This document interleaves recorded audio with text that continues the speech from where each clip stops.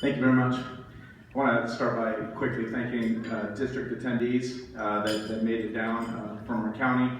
I want to thank our superintendent, Jim Cloney, principal Jim Bartow for coming down, people at my table, the McLean family, my friend Terry McCauley, my parents, and my family, my daughter Isabel, my son Isaac, and my wife Carmen. Thank you.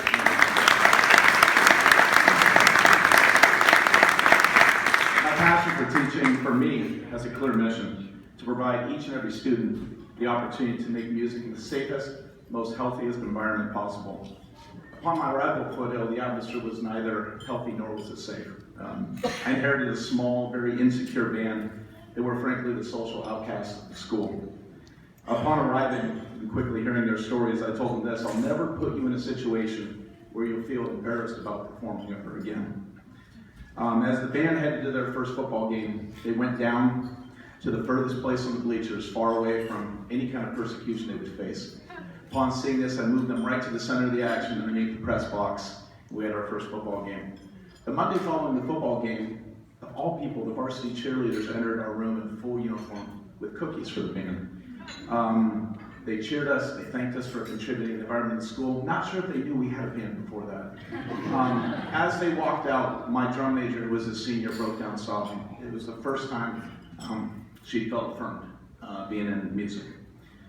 The band grew in numbers and confidence, and students started to understand what I was really teaching them. And it wasn't just the fingering for an E flat.